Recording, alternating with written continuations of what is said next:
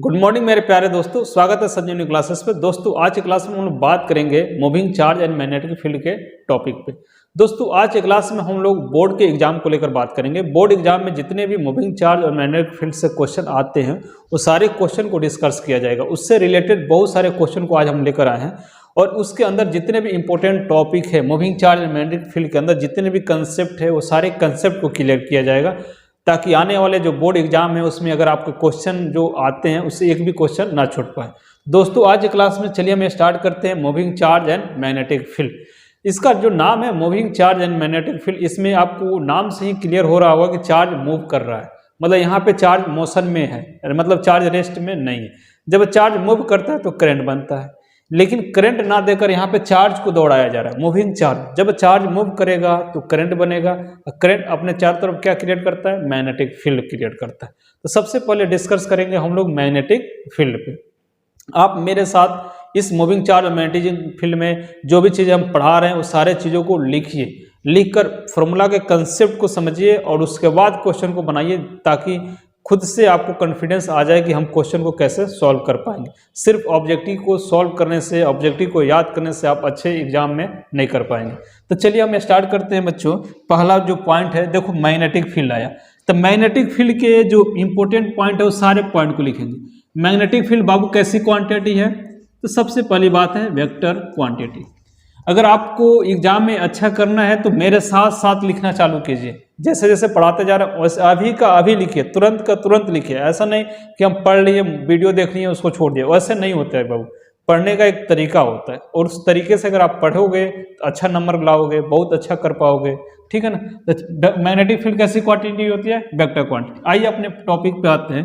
देखिए जब चार्ज तुम्हारा, अगर चार्ज रेस्ट में हो, चार्ज किस में हो, रेस्ट में हो, तो सिर्फ और सिर्फ इलेक्ट्रिक फील्ड बनता है, ओनली इलेक्ट्रिक फील्ड। बात समझ में आई बात। लेकिन अगर चार्ज मूविंग है, मूविंग चार्ज, मूविंग मतलब चार्ज किस में, मोशन में, चार्ज इन मोशन, इसी को बोलते हैं मूविंग चार्ज, ठीक है ना।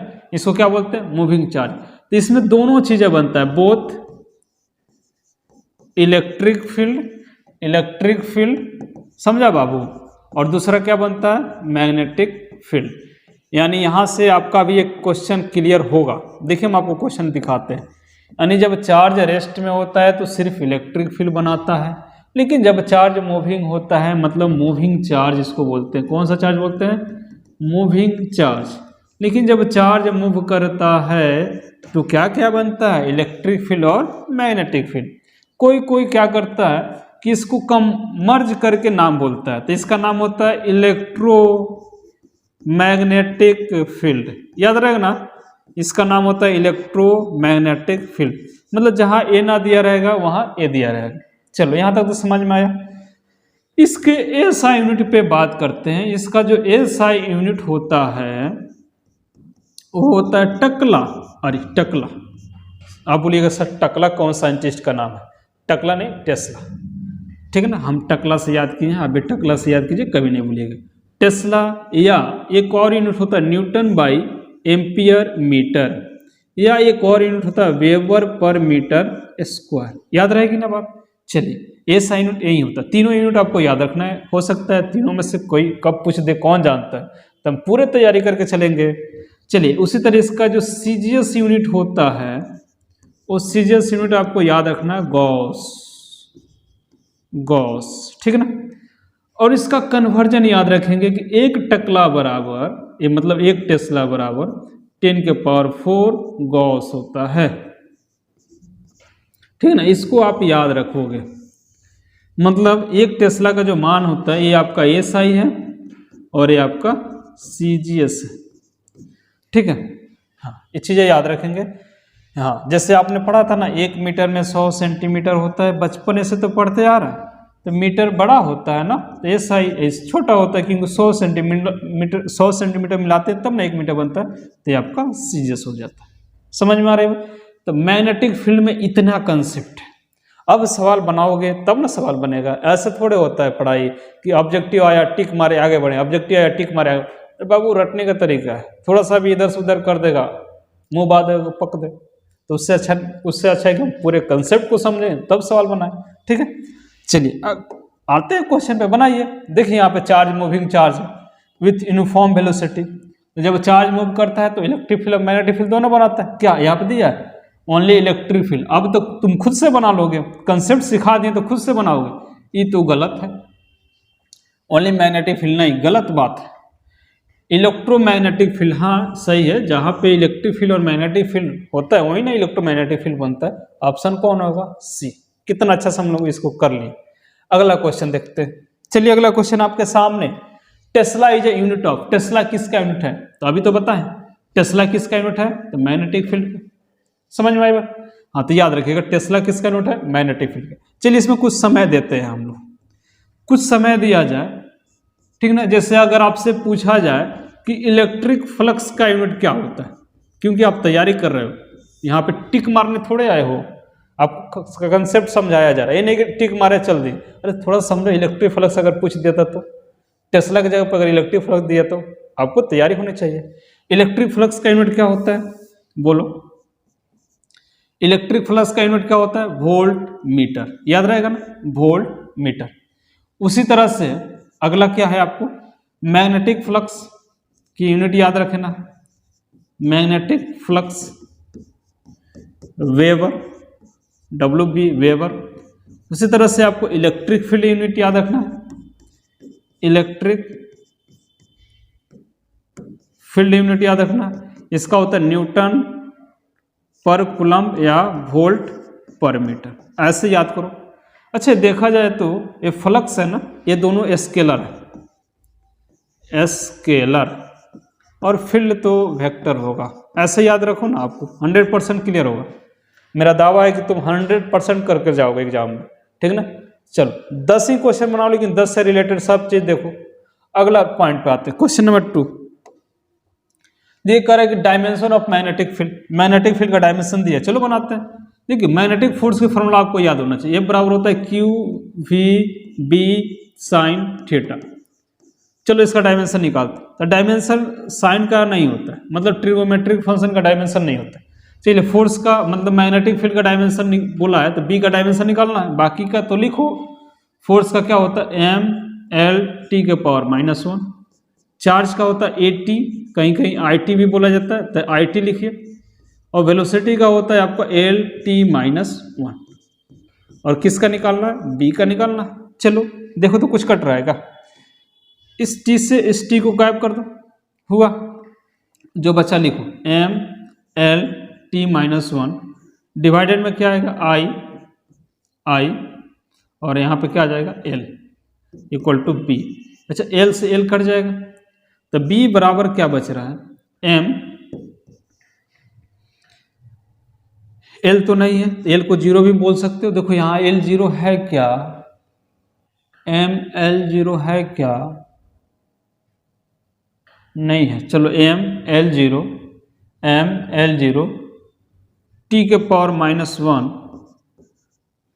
I के पावर -1। देखिए ये आपका ऑप्शन होगा ML 0 T के पावर -1 I, M T के पावर -1 I के पावर -1, T के पावर -1 सही बनाया गया है, गलत तो नहीं है। फोर्स का MLT के पावर -2 होता है, सॉरी इसका 2 होता है, MLT के पावर -2 होता है, तो यहाँ पे है 2। ठीक है, याद रखेंगे MLT के पावर -2 होता है ऐसे। तो क्या होगा? MT के पावर -2 MT के पावर -2 I के पावर -1। ठीक है, ऑप्शन देखा जाए तो पहला होगा, लेकिन यहाँ L पे क्या होना चाहिए? 0। सारे ऑप्शन में L पे क्या है? 0। इसको नहीं दिखाया गया है, आप देख लो। ठीक है, अगर ऑप्शन देखोगे, अगर ऑप्शन नहीं समझ में आ रहा है तो आपका आंसर यही होगा। डायमेंशन आपका यही होता है। मैग्नेटिक फील्ड की जो डायमेंशन होती है MT के पावर -2 I के पावर -1। I की जगह कभी कभी A भी लिखा जाता है, क्योंकि करंट को एम्पियर होता है यूनिट, A से भी या I से भी रिप्रेजेंट करते हैं। हो गया। चलो अगला क्वेश्चन की ओर बढ़ते हैं। क्वेश्चन नंबर 4 कह रहा है कि the ratio of magnetic field and electric field. चलिए मैग्नेटिक फील्ड और इलेक्ट्रिक फील्ड का रेशियो पूछा, यूनिट फटाक से बनाओ। मैग्नेटिक फोर्स का फॉर्मूला पढ़ा है ना, F = QVB sine theta. Electric field है, मैग्नेटिक फील्ड है और इलेक्ट्रिक फील्ड है। चलिए इलेक्ट्रिक फील्ड तो नहीं आया, मैग्नेटिक फील्ड तो बी है। एफ के जगह पे आपने पढ़ा होगा इलेक्ट्रिक फील्ड में क्यू इंटू ई होता है, Q V B sine theta लिख दिया। इसको बदला इसलिए गया कि इलेक्ट्रिक फील्ड मिल जाए। चलो यहाँ से कुछ कटेगा, इससे ही गायब हो जाएगा, तो ई बराबर क्या मिलेगा, वी बी। एंगल निकाल रहे हो, यूनिट की बात करते हैं तो इसका यूनिट नहीं होता, अभी तो सीखा है। चलो किसका यूनिट चाहिए, बी बाई ई का चाहिए, तो बी बट्टे ई। इसको इधर भेज दीजिए, इसको इधर भेज दीजिए, मतलब बी बाई ई चाहिए, तो ई इधर आने का और बी इधर जाने का, तो क्या हो जाएगा बोलो, तो इधर आएगा तो बी बाई ई हो जाएगा ना, और भी जब इधर जाएगा तो 1 बाई वी हो जाएगा। आ गया 1 वी पड़ा होगा मीटर पर सेकेंड होता है, ms -1 होता है।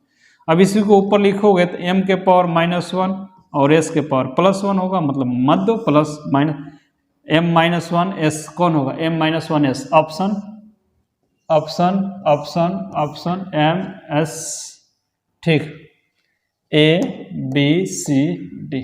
चलो ऑप्शन कौन है इसका, बी। ऐसे हम निकालते हैं। क्वेश्चन अच्छा है, देख कर जाना, इस साल हो सकता है ऐसे क्वेश्चन पूछने का। अगला क्वेश्चन आते हैं, क्वेश्चन नंबर 5 कह रहा है कि magnetic field 5 tesla equal to, तो अभी तो पढ़े हो कि मैग्नेटिक फील्ड की जो यूनिट होती है वो क्या क्या होती है, टेस्ला भी होती है, चाहे न्यूटन बाई एम्पियर भी होती है, या वेबर पर मीटर स्क्वायर होती है। तो हम जानते हैं कि सब तो यूनिट सेम है, तो 1 टकला बराबर 1 वेबर पर मीटर स्क्वायर, ठीक है। तो 5 टकला बराबर कितना हो जाएगा, तो 5 वेबर पर मीटर स्क्वायर हो जाएगा। आपका ऑप्शन कौन होगा, 5 टकला पूछा है ना, मतलब 5 टेस्ला, तो 5 वेबर पर मीटर स्क्वायर हो गया। ऑप्शन कौन होगा, ए। समझ में आ रहा है ना। चलो ऐसे पढ़ाई करो, मजा आ रहा है, ठीक है। अगला क्वेश्चन आइए,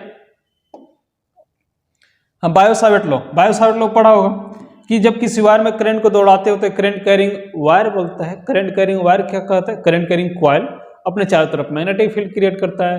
उस मैग्नेटिक फील्ड की वैल्यू निकालने के लिए बायो-सावर्ट लॉ साहब आए, उन्होंने एक लॉ दिया और उस लॉ से एक फार्मूला मिला, और उस फार्मूला को समझो कि जब वायर में करंट दौड़ाते हो तो उसको करंट कैरिंग कॉइल बोलते हैं। और उसकी जो मैग्नेटिक फील्ड होती है, याद रखेंगे, mu naught by 4 pi I dl sine theta by R square. याद रहेगा ना मैग्नेटिक फील्ड की फार्मूला। एरो नहीं देंगे क्योंकि स्केलर फॉर्म में लिखा गया है, एरो नहीं देना। ये कौन से फॉर्म में लिखा गया, स्केलर फॉर्म। याद रखेंगे, आर हो गया डिस्टेंस, कितना दूर जाकर आप मैग्नेटिक फील्ड निकाल रहे हो। मैग्नेटिक फील्ड एक वेक्टर क्वांटिटी है, तो एरो क्या अभी होता है, राइट हैंड थंब रूल से निकालते हैं कि थंब को रखते हैं करंट के डायरेक्शन में, फिंगर को कर्ल करते हैं, जिधर ये आपका चारों फिंगर जाता है उधर मैग्नेटिक फील्ड बनता है। उतना आपको ध्यान नहीं रखना, ऑब्जेक्टिव बनाना है तो डायरेक्ट आओ। वेक्टर फॉर्म में अगर लिखना चाहते हो तो म्यू नॉट बाई 4 पाई, आई बाहर हो जाएगा, डीएल क्रॉस आर हो जाएगा, समझा। और यहाँ पे आर के पावर 3 हो जाता है। वेक्टर फॉर्म में एक आर ऊपर चला जाता है और एक आर नीचे आ जाता है, ये वेक्टर फॉर्म हो गया। ये भी सवाल क्वेश्चन पूछता है। ये हो गया तुम्हारा कौन सा फॉर्म, वेक्टर फॉर्म। अब एक चीज याद रखना, म्यू नॉट बाई 4 पाई जो होता है, इसके जो म्यू नॉट बाई 4 पाई का जो वैल्यू होता है 10 के पावर -7 होता है, और इसके जगह पर हम लोग क्या यूज करते हैं, न्यूटन बाई एम्पियर स्क्वायर। अगर इसको सिर्फ म्यू नॉट की वैल्यू लिखना चाहते हो तो 4 पाई इधर भेज दो, तो क्या हो जाएगा 4 पाई इंटू 10 के पावर -7 और न्यूटन पर एम्पियर स्क्वायर, ऊपर जाएगा तो -2। इसका वैल्यू याद रखना। और इसको बोलते हैं परमियाबिलिटी। क्या बोलते हैं, परमियाबिलिटी। इसको बोलते हैं परमियाबिलिटी। याद रखिएगा, परमियाबिलिटी की वैल्यू कितनी होती है, तो 4 पाई इंटू 10 के पावर -7। यूनिट याद रखेंगे, चाहे हेनरी मीटर भी होता है, हेनरी पर मीटर। आगे देखिएगा, चल इस चीज का कंसेप्ट समझ में आई। अब खुद से सवाल बनाओ, नहीं बनेगा तब ना बनाओ। अगला क्वेश्चन आपके सामने, आपके स्क्रीन पे, कौन बनेगा करोड़पति। चलिए, करे द वैल्यू ऑफ परमियाबिलिटी। अभी तो पढ़े value of permeability mu naught. Option छोड़ो, क्या पढ़े हो, 4 पाई इंटू 10 के पावर -7 न्यूटन पर एम्पियर स्क्वायर या हेनरी पर मीटर। हेनरी पर मीटर तो सब जगह है, इसको ढूंढो। 4 पाई इंटू 10 के पावर -7 किधर, -9, -2, -7, लेकिन 4×10⁻⁷ ओह, ऑप्शन दोनों सी सेम तो यहाँ प्लस कर लो और यहाँ माइनस, ऑप्शन कौन होगा? सी। क्वेश्चन हो सकता है टाइपिंग में थोड़ा सा गलती हुआ हो, 4×10⁻⁷ और ये प्लस, ठीक है। चलिए समझ में आ रहा है, परमिएबिलिटी इसी को बोलते हैं, म्यू नॉट। अगला क्वेश्चन देखते हैं, कर which of the following is a correct vector form of equation Biot-Savart law. अभी बोले वेक्टर फॉर्म में बायो-सावर्ट लॉ क्या था? म्यू नॉट बाई 4 पाई, बाहर होता है dl क्रॉस r लेते हैं, और नीचे क्या था बताओ तो? r के पावर q था। कौन होगा ऑप्शन? मेरे देखने से उसी लग रहा है, mu naught by 4 pi i dl cross r q, क्योंकि यहाँ r स्क्वायर है, नीचे यहाँ r स्क्वायर है, r स्क्वायर r q तो वही है। चलो समझ में आ रहा है। अगला क्वेश्चन, कर the magnetic induction at a distance r from a long conductor. देखो, अगर तुम्हारा एक ऐसा वायर हो जो बिल्कुल स्ट्रेट वायर है और इसमें करंट दौड़ रहा है, तो करंट कैरिंग कॉइल हो गया, अपने चारों तरफ क्या देता है? Magnetic field. देखो, जब भी मैग्नेटिक फील्ड निकालना हो, जैसे मान लो इस हमने R दो जाकर मैग्नेटिक फील्ड निकालना, तो फॉर्मूला याद रखना, mu naught by 4 pi 2i by r, याद रखेगा, mu naught by 4 pi 2i by r, ठीक है। चलिए अगला को देखते हैं, ऑप्शन मिल रहा है, correct the magnetic field at a distance r from a long conductor wire with current I। तो देखिए, तो mu naught by 4 pi 2i by r कहाँ है? म्यू नॉट बाई 4 पाई, मतलब नीचे अगर इसको एक साथ मर्ज करके लिखे हो तो देखो म्यू नॉट एक साथ, सब एक साथ लिखा है, तो तुम भी लिखो mu naught 2i by 4 pi r। चलिए नीचे 4 पाई r नहीं है, इसको काटिए, म्यू नॉट नीचे आ गया था, काटो, 4 पाई है, चलो 4 पाई r है, लेकिन म्यू नॉट i है नहीं, ऊपर 2i चाहिए, ढूंढेंगे तो मिलेगा जो mu naught 2i 4 pi r, option A हो जाएगा। समझ में आ रहा है। चलो अगला क्वेश्चन बनाओ जल्दी जल्दी। क्वेश्चन क्या करा है? करे कि एक current I passing a circular coil enter and distance r। देखो एक चीज याद रखना, एक करंट कैरिंग कॉइल है, एक कॉइल है, एक रिंग है, ठीक है ना। करंट कैरिंग कॉइल, अगर इसमें करंट मान लो I है और इसका रेडियस r है, तो मैग्नेटिक फील्ड क्रिएट करता है। इसके सेंटर पे जो मैग्नेटिक फील्ड होती है, याद रखना, mu naught by 2i by r होता है। क्या होता है formula? Mu naught by 2i by r, mu naught by 2i by r। चलिए इसका रेडियस स्मॉल में दिया है तो आप स्मॉल में लिख लो, क्या दिक्कत है, पढ़े हो ना। Mu naught by 2i r, mu naught देखो कौन होगा, mu naught i by 2r, mu naught i by 2r, mu naught i by 2r। और कह रहा है कि एक कॉइल का इतना होता है, इसमें कितना कॉइल है आपके पास? नंबर ऑफ कॉइल कितना दिया हुआ? n, इससे कितना से मल्टीप्लाई कर दो? n, तो वही हो जाएगा mu naught ni by 2r, mu naught ni by 2r। समझ में आ रहा है ना। चलो इसको समझते हैं, समझ लिए, अगला बढ़ते हैं। अगला क्वेश्चन क्या कह रहा है? ये भी क्वेश्चन कुछ वैसा ही पे है। देखिए सेंटर पे मैग्नेटिक फील्ड याद रखिएगा, म्यू नॉट क्या था? Mu naught i by 2r। कह रहा है एक सर्कुलर कॉइल है, जो डाटा दिया उसको लिखते जाओ, इसको सॉल्व करना पड़ेगा। एक सर्कुलर कॉइल है जिसमें n की वैल्यू कितना दिया? 100 टर्न, n की वैल्यू कितनी है? 100 टर्न, ठीक है। उसके बाद कह रहा है इसका रेडियस है 8 सेंटीमीटर, r की वैल्यू दिया, सेंटीमीटर को मीटर में करने के लिए 100 से भाग देते हो।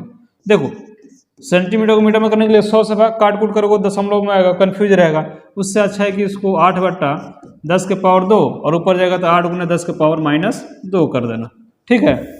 चलो तो इसको क्या लिख सकते हैं? 8 × 10 के पावर -2 मीटर। तो यहाँ से एक चीज़ समझ में आ गया कि जो चीज़ें सेंटीमीटर में दिया रहेगा उसको अगर तुम मीटर में बनाना चाहते हो तो 10 के पावर -2 से मल्टीप्लाई कर दो। उसके बाद कह रहा है एक सर्कुलर कॉइल है जिसमें करंट इतना दौड़ रहा है 0.4 एम्पियर। तो कह रहा है the magnitude of magnetic field at the centre of coil. तो मैग्नेटिक फील्ड सेंटर पे कितना होता है? Mu naught by 2i by r, मतलब r, ठीक है, इंटू कितना टर्न है? n। चलो अब इसको सॉल्व करना, म्यू नॉट की वैल्यू आप याद करो, परमिएबिलिटी बोलते थे, याद है ना? बोलो बोलो बोलो, क्या बोल रहा है? नहीं बोलेगा, बोलो बोलो बोलो। इसको क्या बोलते थे? 4 पाई इंटू 10⁻⁷ होता था म्यू नॉट की वैल्यू। जाकर देखो, देखो पहला ही क्वेश्चन था या दूसरा क्वेश्चन था, उसमें हम बताए हैं। अच्छा, इसमें 2 हो गया। करंट कितना दौड़ रहा है? बोलो 0.4 है। चलो नीचे रेडियस कितना है? 8 इंटू 10⁻² है, ठीक ना? और एन की वैल्यू कितनी है? 100 है। चलिए यहाँ से कुछ कटने वाला है, देखो तो, देखो ये पॉइंट जाएगा तो नीचे आएगा 10, ठीक है। 4 में 4 से गुना करोगे तो 16, और 2 में 8 से गुना करोगे तो 16, तो मतलब 16 से छम होगा, कट जाएगा। उसके बाद ये जीरो का हो गया। चलो अब क्या बच रहा है? तो ऊपर बच रहा है, जिस इसको लिखा जाए पाई बच रहा है, 10⁻⁷ है और 10⁻+1 है। तो सॉल्व करोगे तो ऊपर क्या बच जाएगा? पाई गुने 10⁻⁶, -7 में से घटा दो 6 होगा, और नीचे क्या हो जाएगा? 10⁻⁻2। ये -2 को ऊपर भेज दो, +2 हो जाएगा, तो क्या बचेगा? पाई गुने 10⁻⁴ समझा? अब पाई गुने 10⁻⁴ टेस्ला, मैग्नेटिक फील्ड है तो टकला सबके पास है, 4 पाई सबके पास है, तो पाई का मान कितना होता है? देखो याद रखना, ये क्वेश्चन घुमाने के लिए दिया है। इस क्वेश्चन में तुम क्या समझेगा कि पाई का वैल्यू याद रखना 3 एग्जैक्ट वैल्यू 14159 होता है। ऐसे तो हम लोग 3.14 बोल के निकल जाते हैं, लेकिन अगर एग्जैक्ट वैल्यू की बात किया जाए, देखो चारों ऑप्शन ध्यान से, तो 3.14159 होता है। यानी पाई मतलब 22/7 से डिवाइड करके देखो ना, इतना ही आएगा, ठीक है। तो इसमें ऑप्शन कौन होगा? आपका डी हो जाएगा। समझ में आई बात? ऐसे क्वेश्चन को हम लोग सॉल्व करते हैं। ये सारे क्वेश्चन कंसेप्चुअल है। अगला क्वेश्चन देखते हैं। अगला क्वेश्चन कह रहा है एक ये क्वेश्चन है, क्वेश्चन में तो दम है भाई, इस क्वेश्चन में दम है, समय तो लगेगा। अगर आपको वीडियो को लास्ट में देखना है तो इस क्वेश्चन का सॉल्यूशन आपको लास्ट में देंगे, ठीक है ना? याद रखिएगा, अगर इसका आंसर जाएगा तो सी हो जाएगा, ठीक है। कैसे सी होगा लास्ट में बनाएंगे, याद रखिए। क्वेश्चन नंबर 11, मिलते हैं लास्ट में। चलिए, magnetic field due to solenoid. Solenoid देखें, एक स्प्रिंग जैसा, हेलिकल स्प्रिंग जैसा ऐसा शेप का सोलोनॉइड होता है, ठीक है ना? समझ रहे हो? इसी को बोलते हैं सोलोनॉइड। जब हम इसको बैटरी से जोड़ देते हैं तो सोलोनॉइड क्या करता है? करंट कैरिंग सोलोनॉइड बन जाता है। जैसे मान लो ये सोलोनॉइड है, इसमें तुमने वायर को लपेट दिया और हवा में लटका दिया, ठीक ना? और इसमें करंट दे दिया, तो करंट कैरिंग सोलोनॉइड बोलने का। Current carrying solenoid magnetic field magnet की तरह बिहेव करता है, और जैसे ही यहाँ पे करंट दोगे तो हमेशा नॉर्थ साउथ में रुकेगा, तो इसको बोलते हैं सोलोनॉइड। सोलोनॉइड के अंदर मैग्नेटिक फील्ड याद रखना फॉर्मूला कि इसके अंदर जो मैग्नेटिक फील्ड बनता है μ0 Ni, स्मॉल ni है, ठीक है ना? μ0 तो जानते हो, स्मॉल n का मतलब होता है कि number of turn per unit length, मतलब कितने टर्न कितने लेंथ में है, ठीक है ना? n की वैल्यू जैसे मान लो इसमें अगर 50 टर्न रहता, टोटल टर्न कितना रहता? 50 टर्न, और इसकी लंबाई कितनी रहती? 50 मीटर, तो n की वैल्यू कितनी आती? 50/5, कितना आ जाता? 10, ठीक है। तो ये होता है मैग्नेटिक फील्ड की ड्यू टू सोलोनॉइड। इसी सोलोनॉइड को जब हम ऐसे स्प्रिंग है, इसको जोड़कर अगर एक जगह रिंग बना दे ऐसे गोल गोल जलेबा की तरह, जलेबा बनाओ, जलेबा, इसी को बोलते हैं टोरोवाइड, ठीक है। तो अगला वही है टोरोवाइड। तो टोरोवाइड में भी मैग्नेटिक फील्ड वही होता है μ0 Ni, समझ रहे हो? इसको भी तुमको क्या करना है? याद रखना। चलो अगला पॉइंट आता है, अगला क्वेश्चन, मैग्नेटिक फोर्स। तो मैग्नेटिक फोर्स बहुत पढ़ा दिया अभी कि मैग्नेटिक फोर्स की जो फॉर्मूला थी, एक ऐसा क्वांटिटी है, जब भाई फोर्स है तो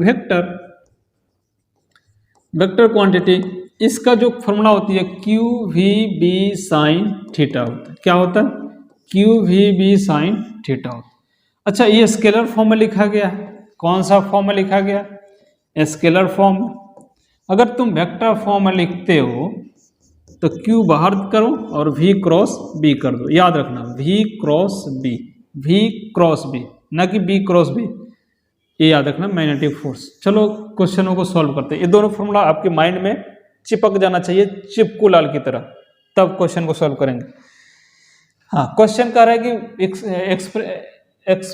expression of force on a charge Q moving with velocity v। एक चार्ज क्यू है जिसको कितने वेलोसिटी से मूव करा रहा है, v मैग्नेटिक फील्ड बता रहा है, मैग्नेटिक फील्ड इज नहीं मैग्नेटिक फोर्स। मैग्नेटिक फोर्स की फॉर्मूला क्या होती है, Q V B sine theta, या अगर मैग्नेटिक फोर्स अगर Q V B sine theta क्या स्केलर फॉर्म में है तो नहीं, चलो वेक्टर के फॉर्म में v क्रॉस बी, ठीक है ना। तो यहां से कौन हो जाएगा, v क्रॉस बी में ऑप्शन ए, ऑप्शन ए ना, v क्रॉस बी, यहाँ तो b क्रॉस था b, वहां पे ऑप्शन कौन हो जाएगा आपका ए। समझ में आ रहा हो। चलो अगला क्वेश्चन देखते हैं। ये भी क्वेश्चन कर, which of the following Lorentz force, कौन सी फोर्स है, लॉरेंज, ऑरेंज का भाई लॉरेंज। देखिए लॉरेंज फोर्स एक ऐसा फोर्स है जहां पे इलेक्ट्रिक फोर्स और मैग्नेटिक फोर्स बनता है, दोनों को जब मर्ज किया जाता है तो लॉरेंज फोर्स नाम दिया गया। और इलेक्ट्रिक फोर्स मैग्नेटिक फोर्स तभी बनता है बाबू जहां पे इलेक्ट्रिक फील्ड और मैग्नेटिक फील्ड दोनों बने, और इलेक्ट्रिक फील्ड मैग्नेटिक फील्ड दोनों साथ साथ तब बनेगा जब चार्ज मूविंग हो। समझ में आ रही बात। तो यहाँ बन रहा electric force plus magnetic force. अच्छा इलेक्ट्रिक फोर्स का फॉर्मूला क्यू वी, और इसका होता है Q V B sine theta. ये आप याद रखेंगे लॉरेंज फोर्स स्केलर के फॉर्म में लिखा जाता है। अगर आप इसको वेक्टर के फॉर्म में लिखते हो तो क्यू वी यहाँ पे लिख देना, क्यू बाहर कर देना, वी क्रॉस बी कर देना, ठीक है ना। इसमें ऑप्शन देख लो कौन होगा, क्यू वी, क्यू बाहर होगा वी क्रॉस बी, क्यू बाहर होगा वी क्रॉस बी, क्यू बाहर होगा और V cross B. Option B थोड़ा सुधार लेना, यहाँ क्यू होगा, ठीक है ना। इधर लिखो चाहे इधर लिखो, क्यू बाहर होगा वी क्रॉस बी, क्यू बाहर होगा V cross B, V cross E है ना, पहला गलत है, वी क्रॉस बी रहता तो सही रहता। ऑप्शन कौन होगा आपका बी, लेकिन मेरा जो वेक्टर फॉर्म है यही है बाबू। आप इसको याद रखो, कंसेप्ट याद रखो, ऑप्शन छोड़ो ना, इसको याद रखो। थोड़ा सा इसमें मिस है, लेकिन अगर यहाँ क्यू देते हो तो ऑप्शन बी सही हो जाएगा। चलो अगला क्वेश्चन, थोड़ा सा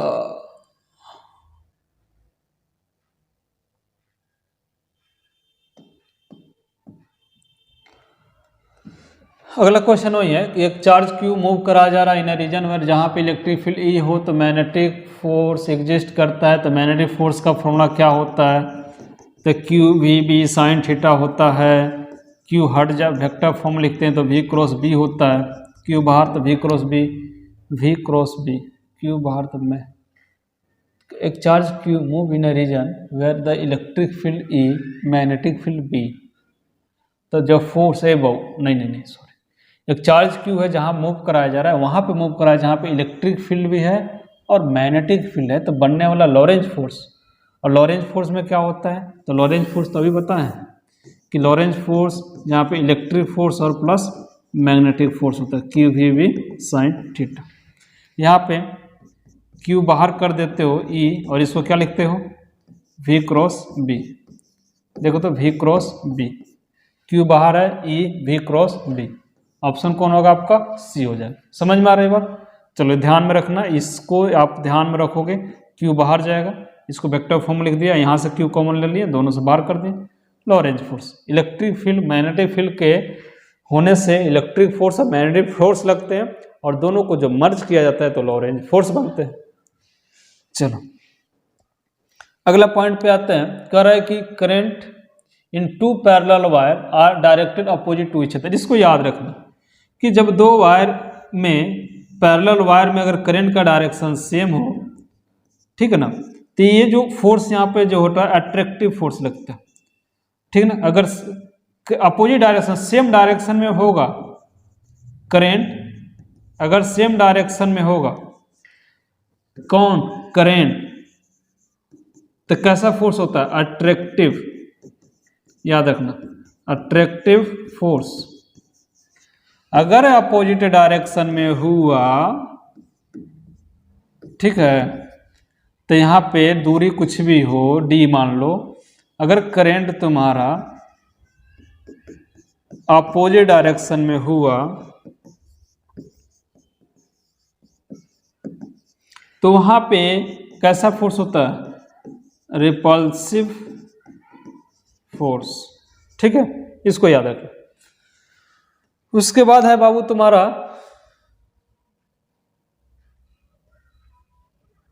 याद रखें, करें कि electromagnetic moment of A current carrying coil. देखो करंट कैरिंग कॉइल, देखो जब करंट कैरिंग कॉइल जो होता है एक मैग्नेट की तरह बिहेव करता है, तो उसमें मैग्नेटिक फील्ड क्रिएट होता है, उसमें मैग्नेट भी बनता है। मैग्नेट का नॉर्थ पोल साउथ पोल जैसे होता है उसी तरह, तो मैग्नेट का नॉर्थ पोल साउथ पोल होने से मैग्नेटिक मोमेंट भी आता है। तो मैग्नेटिक मोमेंट का फॉर्मूला याद रखना है कि मैग्नेटिक मोमेंट एक वेक्टर क्वांटिटी होता है, उसका फॉर्मूला होता है I × A, समझ रहे हो ना। लेकिन अगर नंबर ऑफ कॉइल पे भी डिपेंड करता है, जितना ज़्यादा कॉइल होगा उतना ही ज़्यादा magnetic moment. I × A × N कर देना, अगर नंबर ऑफ कॉइल हो तो क्या हो जाएगा बोलो, NIA। ऑप्शन देखो यहाँ पे, करंट NIA मतलब नंबर ऑफ कॉइल है N, लेकिन मैग्नेटिक मोमेंट करंट की वजह से क्या होता है I × A, याद रखना। करंट की वजह से मैग्नेटिक मोमेंट I × A, और लिख दें आपको चार्ज की वजह से मैग्नेटिक डाइपोल Q × 12, ठीक है ना। अच्छा मैग्नेट की वजह से मैग्नेटिक डाइपोल M × 12, करंट की वजह से मैग्नेटिक डाइपोल I × A अभी पढ़ा। उसके बाद इलेक्ट्रॉन के वजह से मैग्नेटिक डाइपोल होता है EVR/2, याद रखना EVR/2। ये चारों मैग्नेटिक डाइपोल का ही फॉर्मूला है। चार्ज मैग्नेट की वजह से, करंट की वजह से, और ये तुम्हारा हो गया इलेक्ट्रॉन के रिवॉल्यूशंस। अगला टॉपिक यही है, देखिए यहाँ पे आपके सामने है, करें कि magnetic moment due to revolving of electron. जब इलेक्ट्रॉन गोल गोल घूमता है, तो जब इलेक्ट्रॉन घूमेगा तो क्या बनेगा, इलेक्ट्रॉन का मोशन होगा तो करंट बनेगा। करंट कैरिंग कॉइल बिहेव करता है मैग्नेट की तरह, तो मैग्नेटिक मोमेंट भी होगा, और इलेक्ट्रॉन के घूमने से मैग्नेटिक मोमेंट आया तो EVR/2। E मतलब इलेक्ट्रॉन, V मतलब वेलोसिटी, R मतलब रेडियस, याद रखेंगे, ठीक है। इस तरह से हमने इसके अंदर जितने भी बाबू टॉपिक थे वो सारे टॉपिक को हमने कवर किया ऑब्जेक्टिव के व्यू से, ठीक है ना। आप इस सारे चीज़ों को 1 से 2 बार 3 बार जितना बार मन करे उतना बार रिवीजन करो, लेकिन कंसेप्ट को समझो और उसके बाद ऐसे तैयारी करो, ठीक है। मिलते हैं अगले क्लास में अगले चैप्टर के साथ।